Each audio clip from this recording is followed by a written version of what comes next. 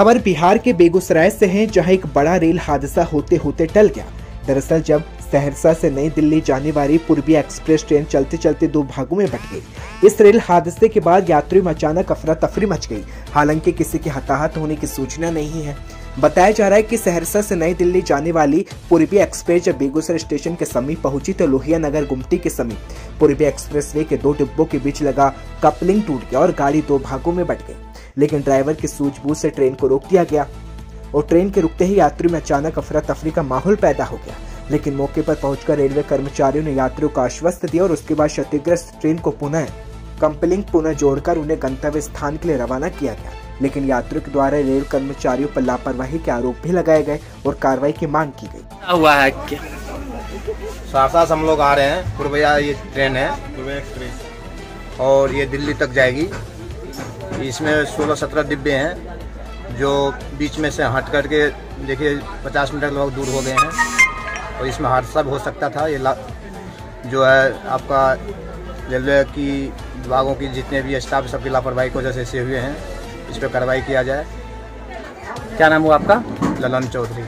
राष्ट्रपिता महात्मा गांधी के 74वें पुण्यतिथि के मौके पर जिले में समाहरणालय स्थित सभा कक्ष में डीएम मुजफ्फरपुर प्रणव कुमार ने अधिकारियों कर्मचारियों के साथ 2 मिनट का मौन रखकर राष्ट्रपिता को श्रद्धांजलि दी और इस मौके पर महात्मा गांधी के चित्र पर माल्यार्पण कर पुष्पांजलि अर्पित की गई। डीएम मुजफ्फरपुर प्रणव कुमार ने कहा कि राष्ट्रपिता महात्मा गांधी ने सत्य और अहिंसा के रास्ते पर चलकर न केवल देश को आजाद कराया बल्कि पूरी दुनिया में अमन और शांति का मंत्र भी दिया।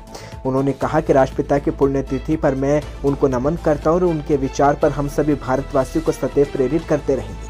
और उनका पूरा जीवन ही एक दर्शन रहा है। उनके द्वारा बताई गई बातें, उनके द्वारा लिखे गए साहित्य और जो भी उनके द्वारा स्टार्ट किए गए थे वो सभी हमारे नीति निर्देशक सिद्धांतों में भी हैं। हम लोग अपने प्रशासनिक कार्यकलाप के दौरान भी प्रयास करेंगे कि गांधी के द्वारा बताए गए आदर्शों को खबर मोतिहारी से है, जहां जिला परिषद अध्यक्ष की कुर्सी जाने के बाद पूर्व जिला परिषद अध्यक्ष प्रियंका जायसवाल के पति ढाका के बीजेपी विधायक पवन जायसवाल ने एक कार्यक्रम की शुरुआत की जिसका नाम दिया जनता दर्शन। आपको बता दें, इससे पहले रोचक बात यह है कि पवन जायसवाल विधायक तो हैं, ढाका विधानसभा क्षेत्र पर इनके कार्यक्रमों का मोतिहारी में किया जा रहा है। यही नहीं बल्कि उन्होंने साफ बताया कि कार्यक्रम हर एक सप्ताह में एक दिन कराया जाएगा। बीजेपी विधायक पवन जायसवाल ने इसके पीछे की वजह बताई कि उनकी पत्नी पूर्व में जिला परिषद की अध्यक्ष थी जो इस बार हार गई। उनके समर्थित जो लोग हैं उनको समस्या का निदान अब विधायक ही करेंगे। इस ख्याल से जनता दर्शन कार्यक्रम किया जा रहा है जिसमें एक फॉर्मेट बनाया गया है। इसी फॉर्मेट में जनता की समस्याओं को अंकित किया जाता है और साथ साथ उन समस्याओं के संबंधित अधिकारी से बात कर समस्याओं का निपटारा किया जाता है।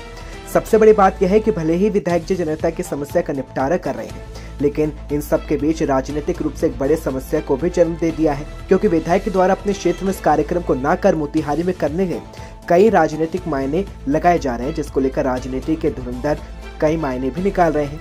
देखिए आगे होता क्या है। ये जनता दर्शन कार्यक्रम पहले हम लोग ढाका घोड़ासान में करते थे, जहाँ के हम विधायक थे, और जब जिला परिषद की हमारी पत्नी अध्यक्ष थी तो ऑलरेडी मोतिहारी में हम रहना होता ही था। तो जिले के जो लोग आते थे, जो जिला परिषद के सदस्य हैं, उनके क्षेत्र के जो लोग होते थे, या जिले में हम लोग के शुचिंतक भी हैं, सहयोगी भी हैं। चेयरमैन पत्नी थी तो डाक बंगला में रहते थे, तो लोगों से भेंट होती थी। किसी का काम आ गया तो भविष्य के लिए आदमी को सुविधा होता है। मेरे दिमाग में आया कि ढाका घोड़ासान में संडे को दिन हम जनता दर्शन करते हैं।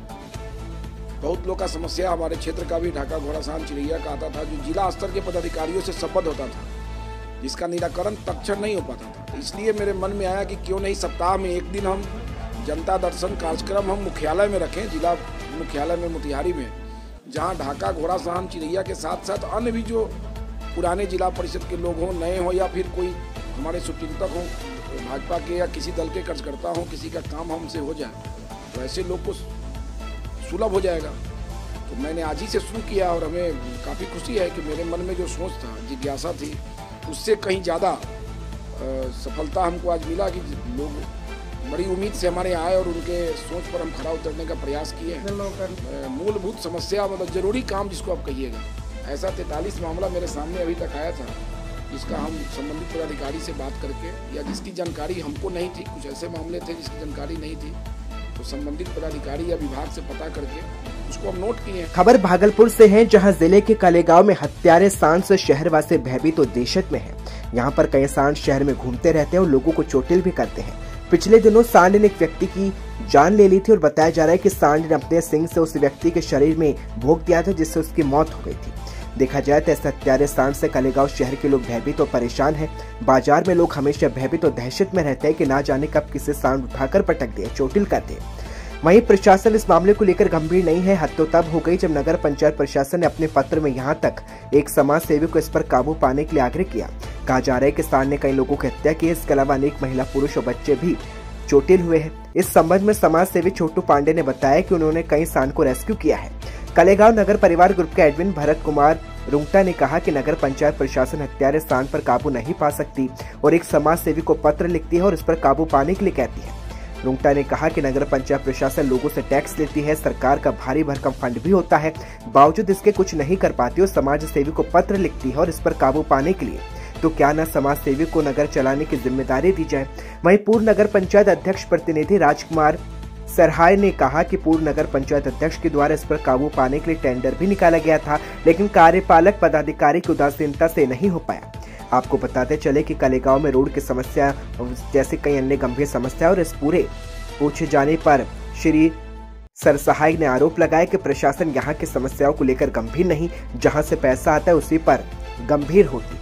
लग नहीं रहा है कि प्रशासन की भी उदासीनता काफी रही, इतने दिनों से लोग परेशान रहे हैं। निसंदेह अगर 2 साल तक आप किसी आवारा पशु को पकड़ के, जबकि आपके पास हर तरह का विभाग है, व्यवस्था है सरकारी तौर पर, और आप अगर काबू नहीं कर पाते हैं और उसके उलट आप किसी एक सामान्य समाज सेवी को, नागरिक को यह आग्रह करते हैं कि भाई आप ही इसको पकड़ लीजिए और कैप्चर में कर लीजिए, और हम फिर देख लीजिए आज तो फिर समाज सेवी को ही सरकार चलाना चाहिए, नगर चलाना चाहिए। हमको लगता है समाज सेवी को ही क्या कहता है, जो ये लोग कर समेटते हैं या और भी कुछ तरह का साधन इनको सरकार जो प्रदान करती है, भारी भरकम बजट प्रदान करती है, वो फिर। खबर रांची से है, जहां 30 जनवरी 2022 को खतियानी रेत बचाओ मंच झारखंड रांची के तत्वाधान में 1 दिवसीय खतियानी दिवस मनाए गए। मंच के अध्यक्ष के अलावे अगल बगल के खतियानी रेत के वंशज उपस्थित थे। उपस्थित रेत का वंशज का कहना है कि ऑनलाइन पंजी 2 से खेसरा नंबर दर्ज नहीं है, कहीं खतियान फटा हुआ है तो रेत का जमीन को दूसरे व्यक्ति के नाम जमाबंदी अंचल के द्वारा दर्ज कर दिया गया है। सुधार करने के एवज में रिश्वत मांगी गई और इन सभी समस्याओं के निदान के लिए खतियानी दिवस के माध्यम से मांग की गई। और इस कार्यक्रम में मुख्य रूप से नवोदय जनतांत्रिक पार्टी के प्रदेश अध्यक्ष मदन महतो शामिल हुए। बता दें, पंजी 2 में वर्तमान उत्तराधिकारी का नाम दर्ज कैंप लगाकर किया जाए। वही मांग की जा रही है कि पंजी 2 की गड़बड़ी को गांव-गांव कैंप लगाकर कैंप स्थल में सुधार किया जाए। जमीन की रजिस्ट्री भूमि स्वामित्व प्रमाण पत्र के बिना नहीं की जाए। अंचल में जल कल्याणकारी अधिकारियों का बहाल होना चाहिए। गैर मजरूआ मालिक जमीन पर उसे गांव के भूमिहीन के नाम से पट्टा जारी किया जाए और पंजी 2 में नाम दर्ज कराकर बाहर वालों का जमाबंदी रद्द किया जाए। इस कार्यक्रम में मुख्य रूप से भूवल, कच्छप, विनोद, पिरुवा, कच्छप, मंगल कच्छप आदि के साथ अन्य अधिकारी मौजूद रहे।